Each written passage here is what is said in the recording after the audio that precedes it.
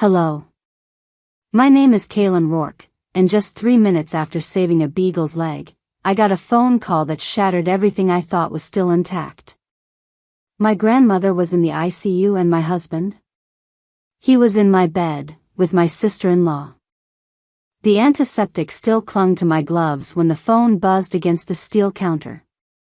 I'd just finished stitching a beagle's torn paw, my hands moving on memory more than thought. The clinic was quiet, the hum of fluorescent lights, the soft tick of the sterilizer, and then, buzz, again. Longer. Kaylin, my assistant called. You gonna get that or let it die? I wiped my palms on my scrubs and checked the screen. Unknown number. I hesitated. Then answered. The line crackled. Is this Kaylin Rourke? Yes. This is St. Mary's Hospital. Are you the next of kin for Amire Rourke? The scalpel in my hand slipped and hit the tray with a sharp clang. Yes. I am. She's been admitted. Emergency fall. Head trauma, multiple fractures. She's critical.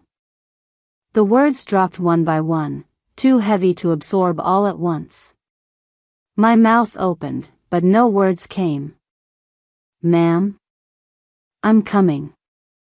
I left without another word. Locked up. Lights off. Movements mechanical, like back in Afghanistan, when thinking got you killed. Just move. Bangor's streets blurred past the windshield. October skies hung low and dull, headlights smeared across glass like tears that wouldn't fall. All I could see was yesterday, Mireille on the porch, sunlight on her face, tea cooling beside her book. You still overwork, she teased, her voice as gentle as the creaking swing.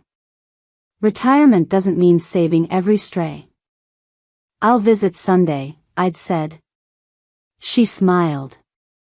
You'll be late for the dogs, soldier. Now sirens tore through that quiet. The hospital reeked of bleach and fear. Nurses rushed but avoided my gaze, like soldiers skirting body bags. One led me down a hall lined with paintings, fake Maine serenity, pine trees, sailboats, lies in frames. She's in 212, the nurse said. Dr. Reeves will speak with you. Carl Reeves. From high school. Science club. Always staring across the microscope. He looked older now, sad in the eyes. She's stable, but it's bad. Subdural bleed, both legs shattered. She woke briefly. Did she say what happened? She said she fell. But, he paused. The injuries don't fully match that. You can talk to her when she's stronger. I stepped into her room. Machines clicked, hissed.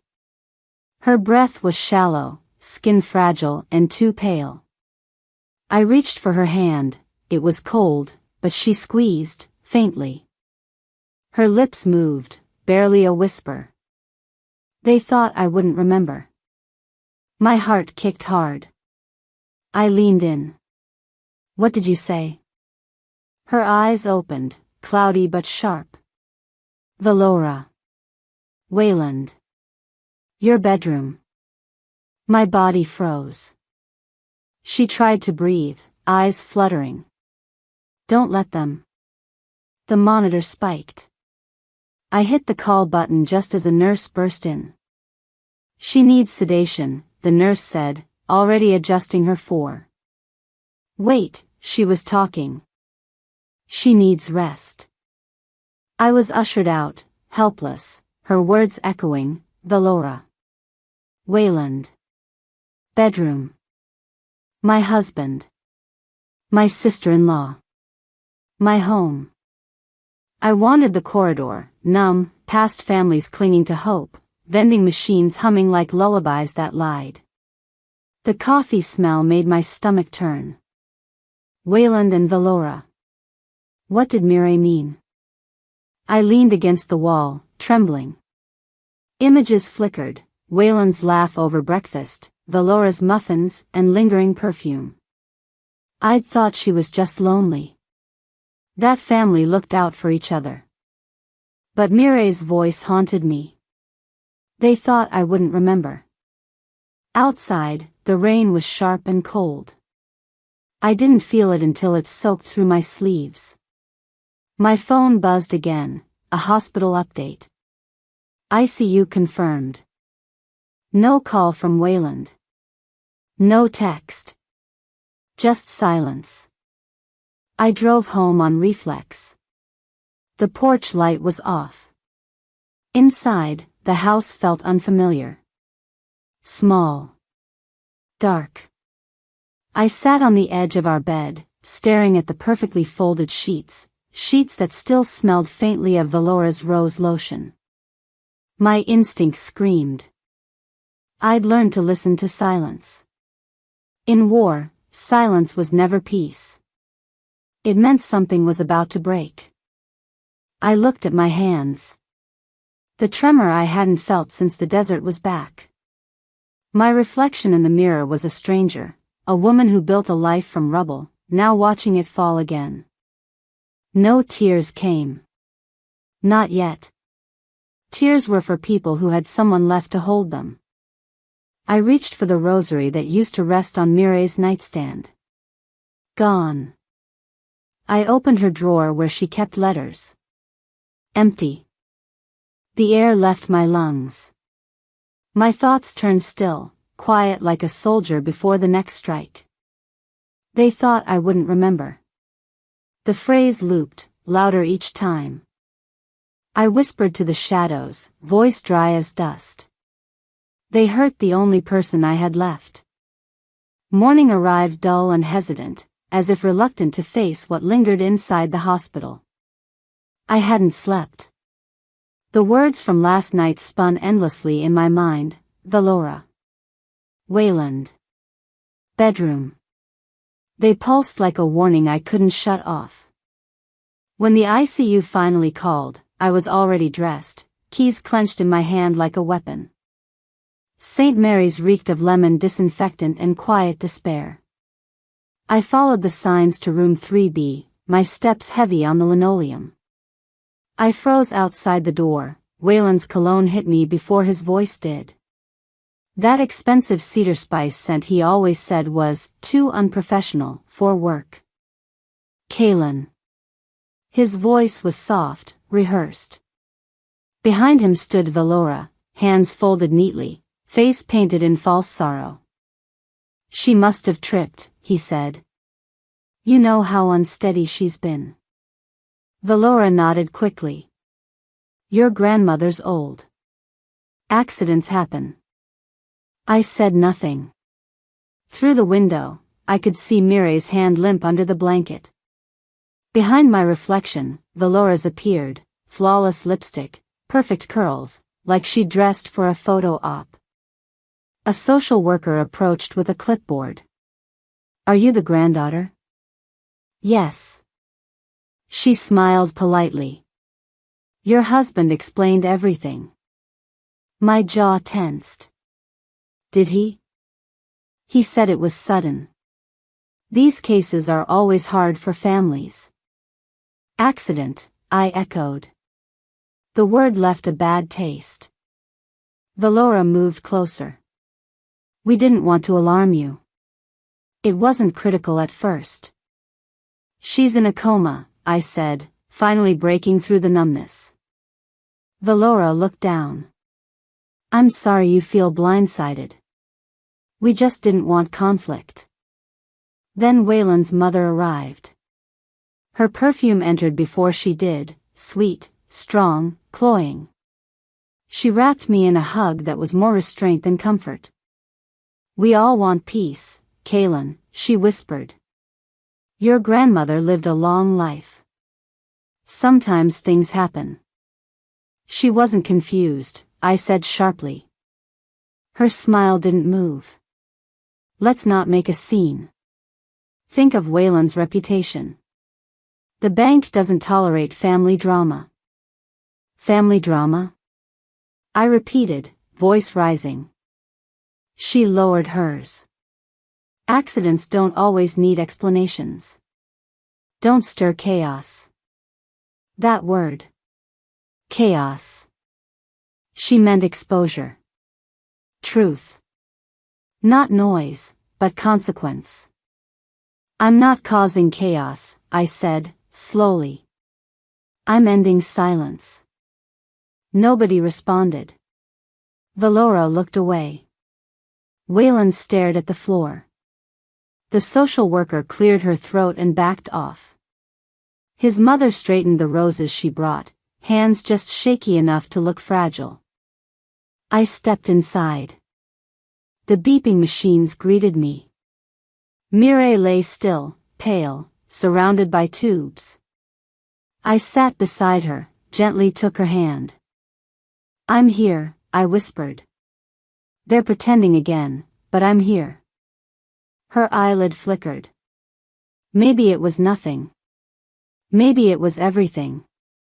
But her fingers curled, faint, but real. Outside, Wayland caught up to me. Kaylin, don't do this, he said. The media would destroy us. You'd regret it. I stared at him. Regret? You'd know all about that, wouldn't you? He flinched. Valora clutched his arm like she owned it. We're all tired, she said. Let's not say things we'll regret.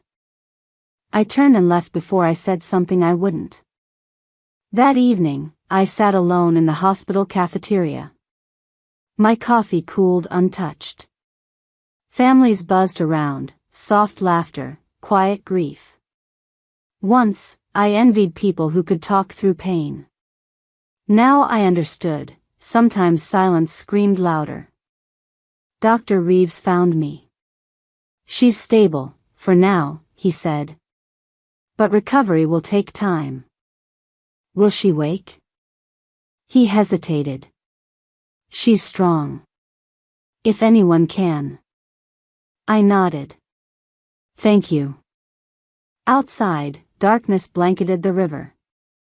Rain tapped the windshield as I drove home, each wiper stroke marking time, before and after. When I stepped into the house, something felt off. The scent of cedar polish, stale coffee and floral perfume. Valora's. Subtle, lingering. I hung up my coat and stepped into the living room. There, above the fireplace, hung a photo, Wayland in a tailored suit, Valora smiling beside me, our hands posed just right. A portrait of Lies. I took it down gently. Behind it, pencil marks etched the wall, my height, year by year. Mireille's handwriting marked each one. Someone had tried to paint them over. But they hadn't erased them, only buried them.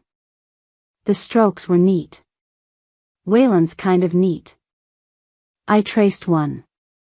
1995, next to it, she'd written, "My brave girl." My fingers trembled. The wall seemed alive, humming with everything they tried to erase. I leaned the photo face down. In the silence, I could almost hear Mireille's voice, steady, unyielding. They thought I wouldn't remember. Now I understood. Memory was resistance. Forgetting was surrender. I looked around, the furniture we chose, the walls that listened, the bed I no longer trusted. They didn't just push her, I whispered. They buried me too. The floor beneath my feet felt uneven, like something under the surface had shifted.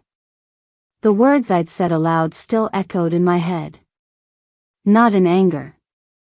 Not even in grief. Just a hollow certainty. They had buried more than Mireille. They had buried what was left of me. I couldn't sleep. I lay in the dark, staring up at the ceiling, the hum of the fridge in the kitchen ticking like a slow leak in time. Every creak in the house made my stomach clench. This wasn't a home anymore. It was a container for lies, dressed up in the memory of something safe. I reached for my phone. My fingers moved without purpose, scrolling out of reflex. Social media was the last thing I should have opened, but habit took over. And then, there it was. Valora. Posed against a backdrop of cream bed sheets and velvet throw pillows. My bed. Our room. Her caption read, "Best lighting in town, relaxing queen." The post was from the day Mireille fell. Timestamped just before the ambulance was called. For a second, I forgot how to breathe. I enlarged the photo. There, in the mirror's edge, barely visible, Wayland. Shirtless. His head turned toward her, unaware of the camera's lens catching what they thought would never be seen. The screen trembled in my hands. My first instinct was denial. Maybe it was old. Maybe it wasn't what it looked like. But my body knew the truth before my mind caught up. Every cell in me tensed in defense. Looking back now, I should have seen it coming. I got dressed. No makeup. No plan. Just a need to breathe in air that hadn't been touched by them. The corner store was half empty. I picked up some tea I wouldn't drink and stood in line behind a woman I recognized, Noreen from across the street. She was in her 80s, still took walks every morning, always with a scarf wrapped tightly under her chin like it was 1952. When she turned, her face softened. "Kaylin, dear. I heard about your grandmother. I'm so sorry." I nodded, unsure if I could hold conversation without falling apart. She leaned in slightly. I didn't know if I should say anything. But I heard her scream that day. I was walking by on my way to the post office. Clear as anything. Then a thud. Like something heavy hit wood. I froze. You heard that?" Her lips tightened. "I told your mother-in-law. She said Mireille fell. That it wasn't worth upsetting anyone. I believed her. I shouldn't have." My voice barely made it out. "Why didn't you call me?" "I thought they already had." She touched my shoulder before leaving. "Don't let this get buried." That moment changed everything. I drove home slowly. Not because I was afraid, but because I was done rushing through what needed to be felt. I opened the front door and went straight to the hall closet where Mireille used to keep her old phone. It took a minute to find it, shoved behind a pile of winter scarves. The battery was dead, but I remembered she used to record everything. Grocery lists. Messages to herself. A habit from decades of living alone. I plugged it in and waited, standing over it like I was guarding a crime scene. When the screen blinked awake, I opened the camera app. Error. Storage corrupted. Of course. But I had synced her devices to mine once, months ago, when she'd asked me to help her with a new password. I hadn't even thought about it since. I grabbed my laptop and logged into the cloud. I scrolled through folders I didn't remember creating. Mireille wasn't organized. She labeled things with emojis and phrases like "for later" or "maybe." But one folder caught my eye, spilled tea. Inside were a series of video thumbnails. Some were of birds in the backyard, a few were selfies with me on the porch, laughing. And one, dated the morning of her fall, was labeled simply, "not okay." I clicked. The footage was grainy, tilted slightly. The view was from her bedroom doorway, aimed down the hallway toward mine. Mireille's voice, quiet but unmistakable, came through the speaker. "Valora, you shouldn't be in here." Valora's laugh followed. "Oh, come on, she won't be back until late." Then another voice, Wayland's, low and annoyed. You said she wouldn't check the hallway. Come back to bed. There was a shuffle. Footsteps. Mireille gasped. Then, nothing but the sound of something hitting wood. Then silence. That silence roared louder than any scream. I closed the laptop gently. My hands weren't shaking anymore. There were no more questions now. Only answers. Answers they thought were erased, buried under perfume and pleasantries and polished apologies. If the house was full of lies, I'd find the truth in the cloud. The glow from the laptop still bled across the desk long after the screen went dark. I sat there, listening to the hum of the charger, waiting for something inside me to calm down. Nothing did. When the air finally grew still, I heard the faint creak of the old floorboards in Mireille's study, the ones she always refused to fix because she said they kept the house honest. I followed the sound. The late afternoon light spilled through the lace curtains, scattering tiny golden shapes across the room. Her books were still in neat stacks, the smell of paper and cedar faint under the dust. I'd been avoiding this room since the fall, afraid that stepping inside would make it real. But the truth had already been made real, captured in her trembling voice and my husband's reflection. The wooden chest sat under the window seat, right where it always had. It looked smaller than I remembered, its brass hinges dulled with age. I knelt, fingers tracing the grooves of the lid before lifting it open. Inside were envelopes tied together with a pale ribbon. The paper had yellowed at the edges, the ink faded to a soft brown. One envelope bore my name. The handwriting was careful, deliberate, the loops wide, the lines steady until the end, where the pen had pressed harder into the page. The postmark was dated 3 months ago. She'd mailed it, but it had never arrived. I untied the ribbon and unfolded the letter. The first line blurred as my eyes filled. If you're reading this, it means something happened. Don't trust everyone around you. And remember, she was once mine too. I reread the words until they stopped feeling like words and started feeling like pulse. She was once mine too. A second envelope, heavier, lay beneath it. It wasn't sealed. Inside was an old photograph, its corners frayed. Mireille in her garden, laughing. A little girl perched on her lap, brown curls, missing front tooth, a summer dress with strawberries on it. Written on the back, in Mireille's slanted hand, Serena, 1999. Serena. Valora. Different names. Same woman. The room seemed to tilt. I held the photo up to the light, studying the child's face, the way Mireille's arms wrapped around her with the same tenderness she'd once given me. Looking back now, I should have wondered earlier why Valora always acted like she belonged here more than I did.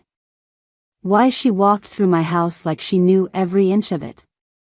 She did know it, because this house had once been hers too. I found my phone on the desk and searched State Foster Archives, before realizing how absurd it sounded. Yet, part of me already knew where to go. Mireille had volunteered at the local care center when I was a teenager.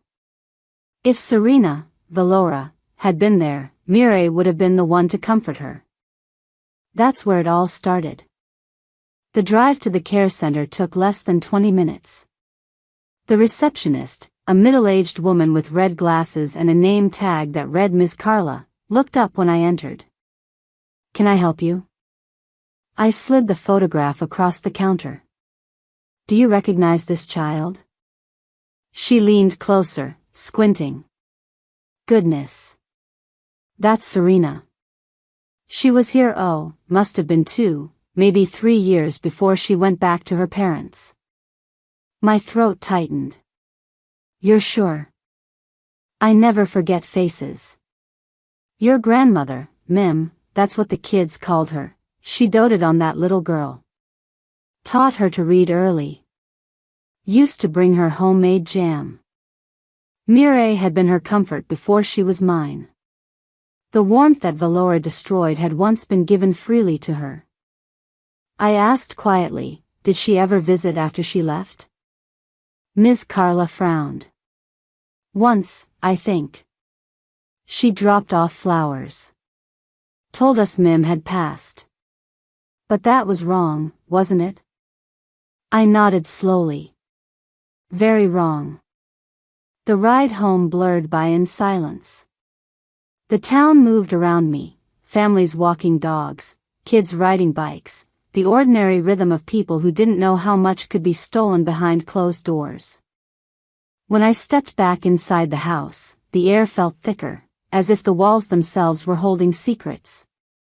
The chest still sat open in the study. I reached in again, searching beneath the letters. Another envelope appeared, unmarked. Inside was a single page written in Mireille's script. I never told you this because love made me selfish. I wanted to believe family could fix what time broke. Serena needed a home. I gave her one. When she left, she promised to write. She never did. I kept every letter I wrote her, waiting for the day she'd come back. Now you both live under the same roof, and I see the cost of my silence. I sank into her old chair, the words burning behind my eyes. My grandmother had tried to fill the emptiness in someone else that she'd once filled in me, and that someone had returned not in gratitude, but in betrayal. The house creaked again. Somewhere, a picture frame shifted on the wall, the faint sound of glass tapping against wood. I stared at the photo of Wayland and Valora still hanging by the stairway, the one we'd taken at last Thanksgiving. She was laughing, leaning too close. He was smiling, one arm behind her chair. I'd thought it was family affection. Now I saw it for what it was, a performance for me, the outsider sitting just inches away. The betrayal wasn't only the affair. It was older. Deeper. It was the theft of history. I closed Mireille's letter and folded it carefully. I placed it back inside the chest, not to hide it, but to let it rest where it belonged. By the window, the sun had dropped low, streaking the glass with orange light. Dust floated in the air like tiny ghosts. I pressed my palm against the window pane, cold beneath my skin, and whispered, "You didn't just take my bed. You tried to take my place in her memory too." Evening bled through the curtains of the study, but I remained still, eyes fixed on the words that had dismantled my reality. My grandmother's voice echoed softly in my memory, measured, steady, wise. Don't react. Think. But this wasn't about measured silence anymore. It was about reclaiming what was mine. A text buzzed through from Wayland, dinner at Mom's. We need to talk. Not a request. A command dressed up in politeness. I nearly ignored it. But I realized, if I wanted to dismantle their play, I had to walk onto their stage and rewrite the ending myself. The Pierce estate perched on a hill like it ruled over the town. That colonial exterior, grand and hollow. I parked beneath the tall pines, catching my reflection in the car window. Jaw clenched. Hair tied back. A stranger with sharper eyes stared back. Inside, the scent of roasted chicken couldn't mask the tension. The table was set for 6, only 4 were present, Wayland, his mother, Valora, and the ever-present family lawyer, Mr. Danforth. I took my seat in silence. Wayland spoke first. "Kaylin. Thanks for coming." I said nothing. "You've been under a lot of stress," he continued, voice polished like a press statement. "PTSD is real. It's serious." Valora chimed in, syrupy and sharp. "You've been acting unlike yourself." You mean I've been asking the questions you've buried, I replied. Waylon's mother sighed dramatically, clutching her pearls like a stage prop. Darling, we just want to help. You're seeing threats that don't exist. Waylon slid a folder across the table. Your record speaks for itself. Inside, military evaluations, stamped confidential. Bullet points outlining panic attacks, hypervigilance, sleep disturbances. Sterile summaries of real battles. I flipped through them slowly. You're weaponizing my trauma. Valora leaned forward. We're worried what this stress is doing to you. You keep acting like I've done something wrong. You have, I said flatly. Her lips parted, the picture of false innocence. I've only ever tried to keep this family together. Then let go, I whispered. Danforth cleared his throat. Perhaps this isn't a productive direction. You're right, I said, rising. This isn't a conversation. It's a cover-up. I turned to Waylon. Where were you the day my grandmother fell? Work, he answered quickly. Strange. Your calendar was blank. And the bank security footage shows you never arrived. Valora's glass clinked against her ring. You're twisting this. Am I? I pulled out my phone. You spy on me in my own bedroom, but I'm the unstable one? His mother stood, voice rising. That's enough. You're tearing this family apart. I looked her in the eye. It was already broken. You just painted over the cracks. The lawyer began packing up. I'd advise you all to stop before this turns into defamation. Let him run. I didn't. As I turned to leave, Waylon caught my wrist. You need to stop. This will ruin you. I peeled my hand free. You ruined me the day you chose her. His eyes flickered. With fear. That night, I drove to the hospital. The halls glowed faint blue. At the records desk, I approached the nurse. I need the ER report for Mireille Rourke. She typed, then frowned. No record. Are you sure she was admitted? Check under suppression, I said calmly. Her fingers hesitated. That's restricted. Privacy Code 71. Then find someone with clearance. I'll wait. An hour passed. She returned, pale. Only the attending physician can release it. Carl Reeves. I found him finishing rounds. You sealed her file. He nodded wearily. Protocol. There were inconsistencies. Someone up the chain froze it. But I made a copy. He handed me a flash drive. Be careful. They'll know it's gone. Thank you, I whispered. You did the right thing. Back home, I booted my laptop. The screen's glow cut through the dark. I opened the file. ER report, time-stamped. Bruising inconsistent with a fall.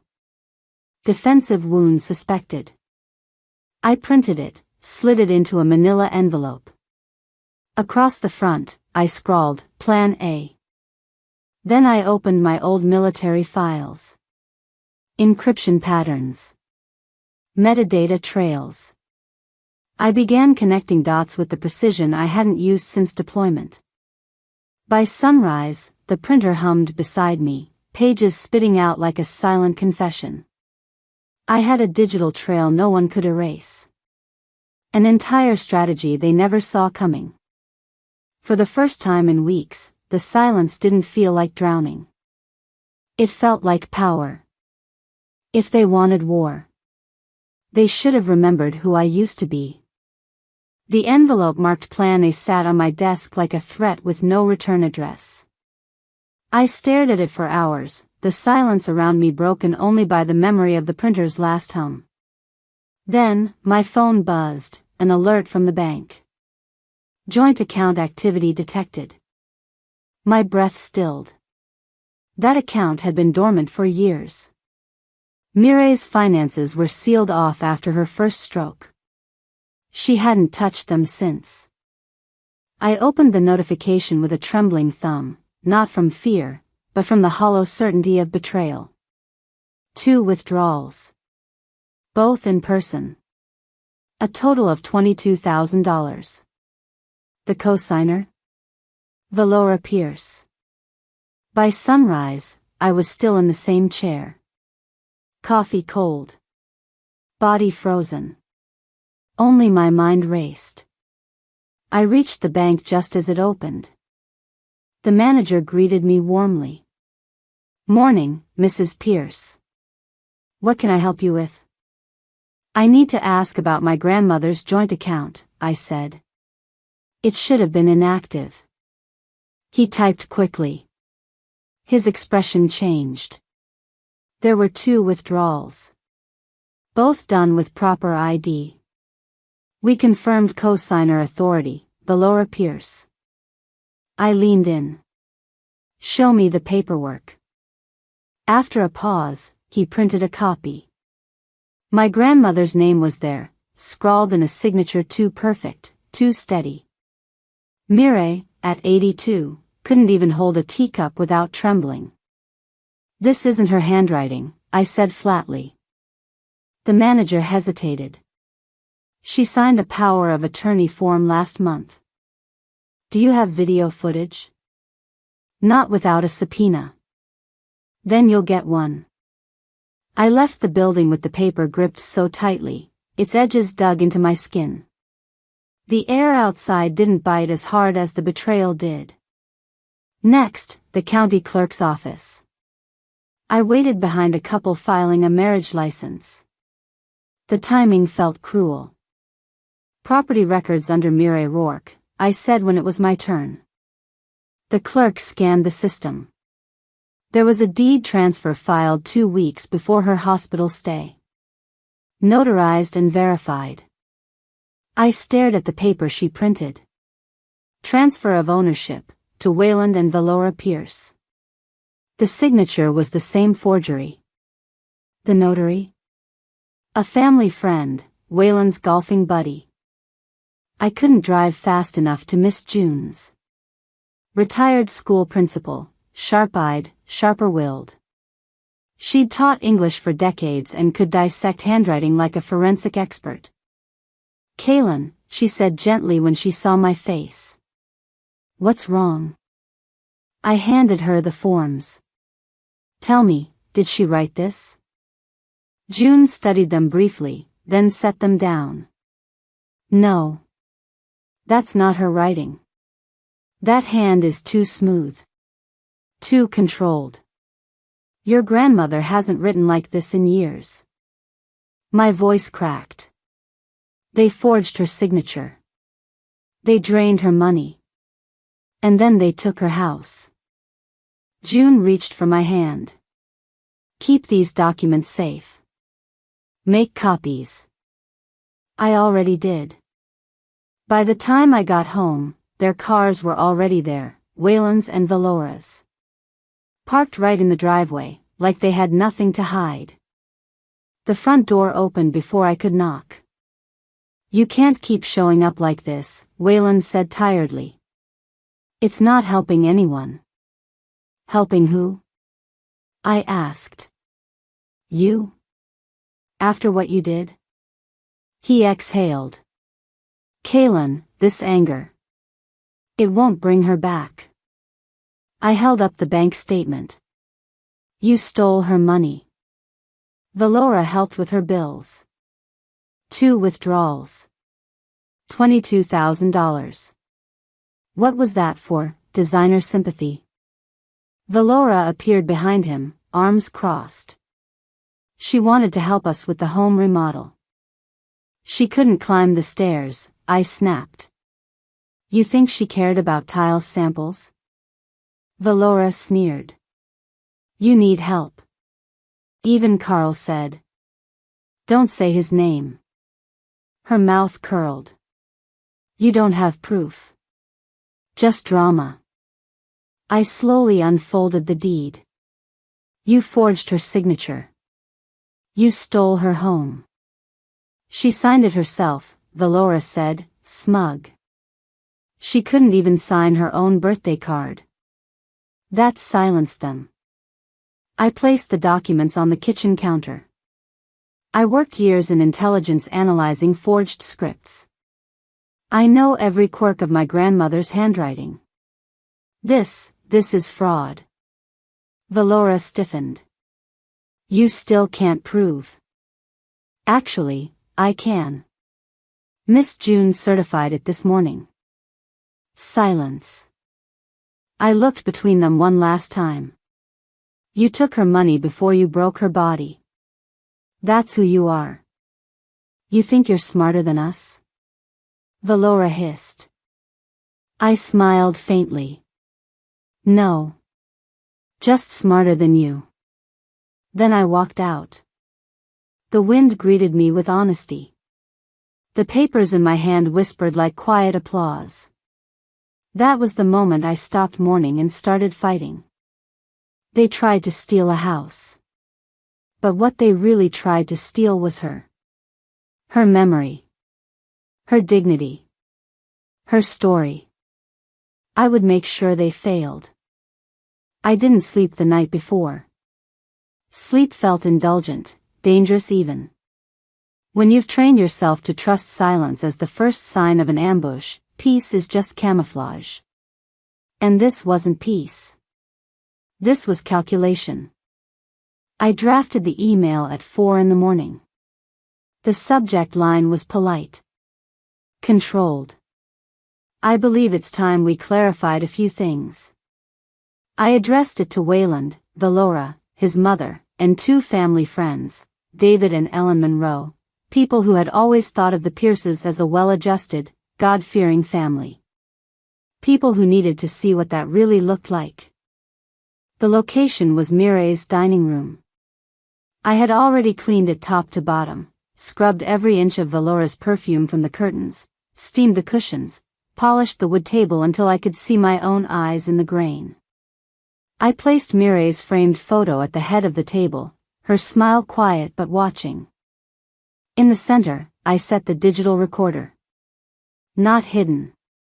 Not dramatic. Just present. A single black device on a table full of bone-white dishes and too many napkins. They arrived one by one. Wayland, wearing that smug half-smile he used when pretending to be the adult in the room. Valora, in pale pink, trying to look delicate. His mother in pearls again, because even when your soul's rotting, appearances matter. Kaylin, Wayland said first. This is unexpected. I figured it was time we cleared the air. He nodded, pretending he had nothing to fear. Valora glanced around the room like she might find a camera she could unplug. Once they were seated, I pressed play. Mireille's voice filled the room, soft but sharp. The air changed. I saw them. In Kaylin's room. Valora on top of Wayland. I dropped the tray. They panicked. Wayland's face blanched. Valora's eyes darted to the recorder like she could will it silent. He grabbed my arm. She pushed. It wasn't an accident. Silence. A silence so thick you could feel its weight in your teeth. Wayland stood. This is. You recorded her? She was barely coherent. She recorded herself, I said calmly. She knew no one would believe her. His mother's voice cracked. That's not possible. Mireille wouldn't. She did, I said. Because she knew what kind of people she was living with. Valora's voice rose, the performative fragility cracking. She hated me.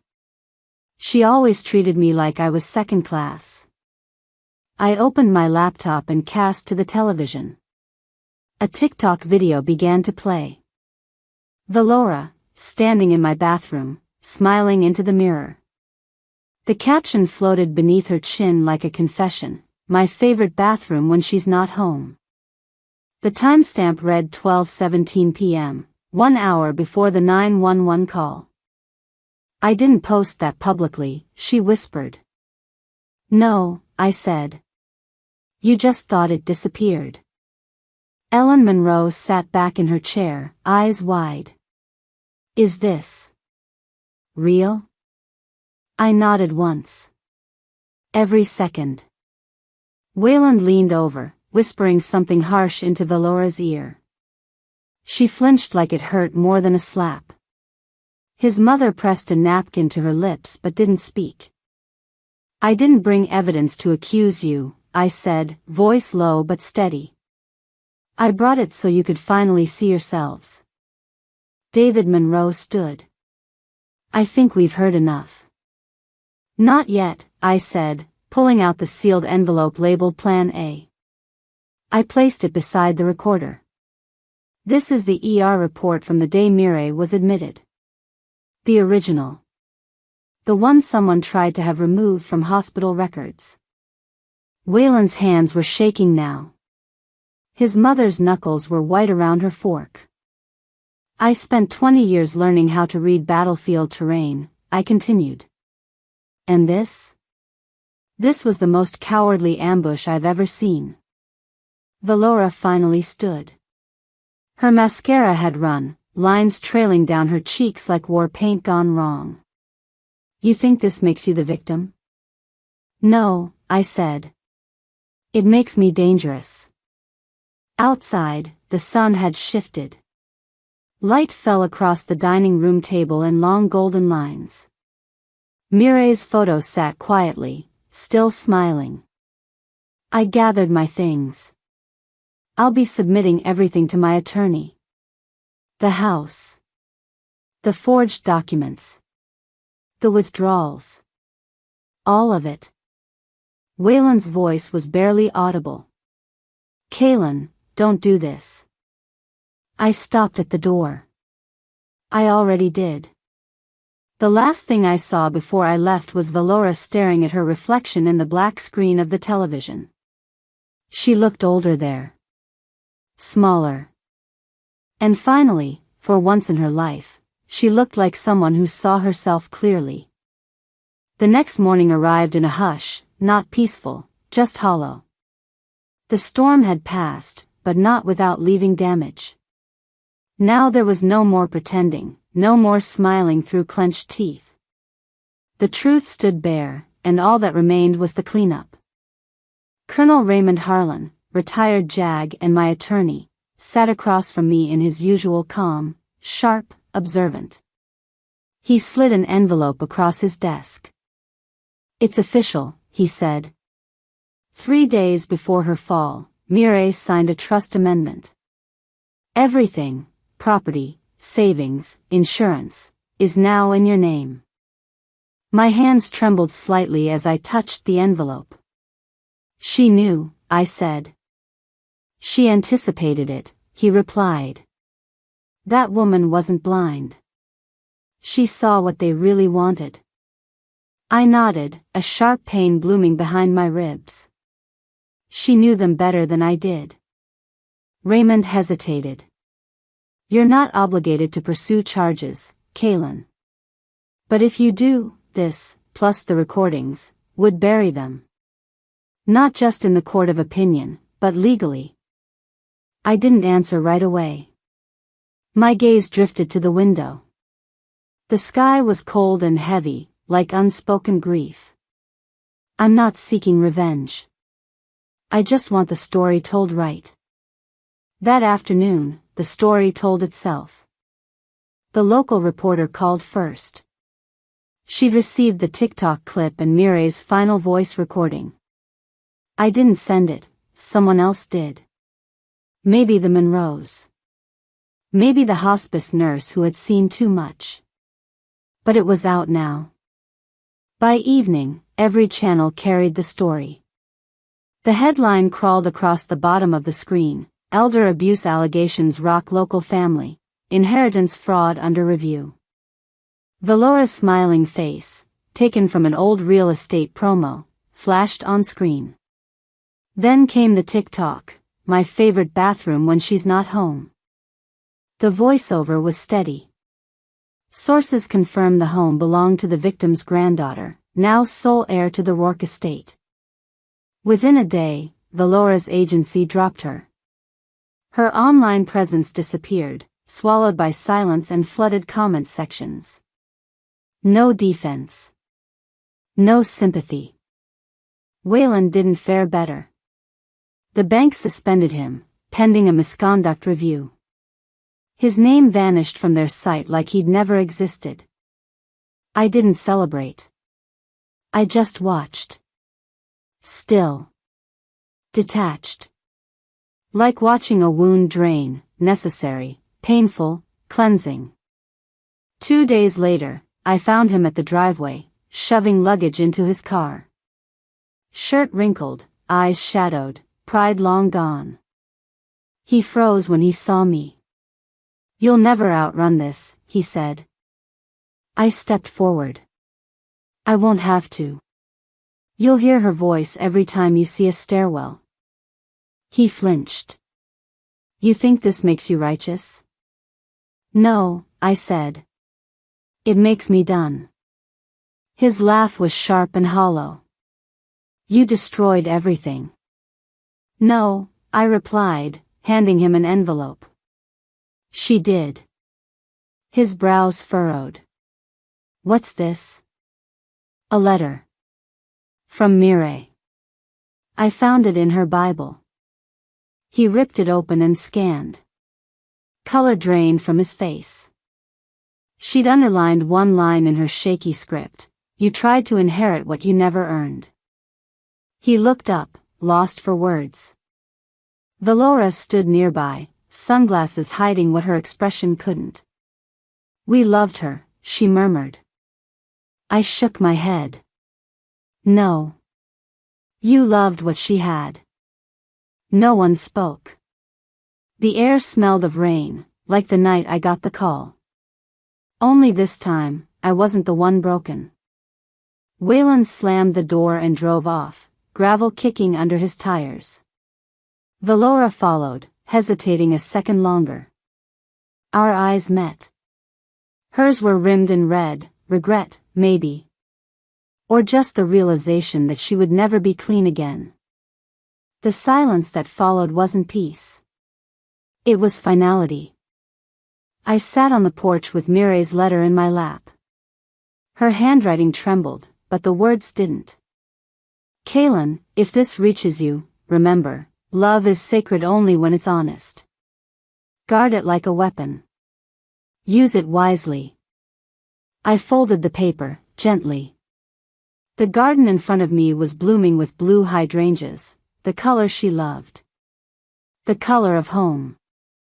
"You thought you buried her," I whispered. "But she buried you first." I stayed on the porch long after the light began to fade.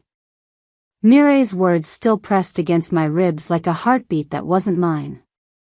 Guard it like a weapon. Use it wisely. The letter lay folded in my lap, edges worn from my grip. It was the last one. There wouldn't be any more. 6 weeks passed without incident. Not silence, there had been enough of that to choke a lifetime, but absence. The house no longer held their footsteps. No more perfume ghosting through doorways, no more keys rattling in the front lock. Just breath and wood and morning light. I walked barefoot through the hallway, the floor cool against my skin. I had refinished the stairwell myself, each step sanded, each nail replaced. Mireille's voice echoed in my mind as I worked: "Don't let them forget who built this home." Along the baseboard near the kitchen, the pencil marks remained. My height at 6, 7, 9, etched into the wall in her careful hand. Someone had tried to paint over them once. I never asked who. I didn't need to. I touched the faded line that read Kaylin, 1995. I remembered that day. She'd made oatmeal cookies from scratch, told me I was growing into my name. That I would do something important. Now, I finally believed her. That morning, I opened a padded envelope addressed to the Maine State Registrar. Inside were the articles of incorporation for Mireille's Voice, a nonprofit legal defense fund for elder abuse victims. I had filed the paperwork 2 weeks ago. The official stamp came through with the approval letter. It didn't feel like victory. It felt like breath after drowning.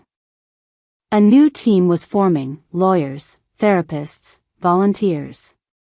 People who had seen the quiet erosion of dignity behind closed doors.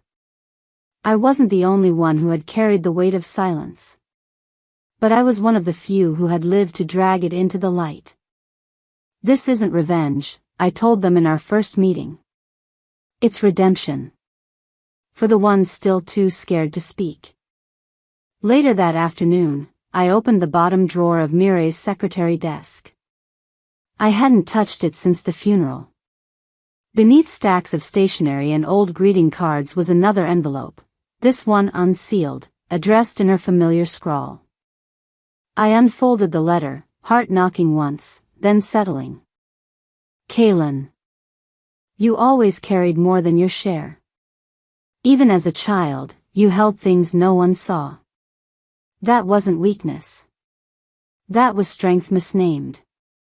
You were never the quiet one. You were the one who listened. And now, you speak for those who still whisper in fear.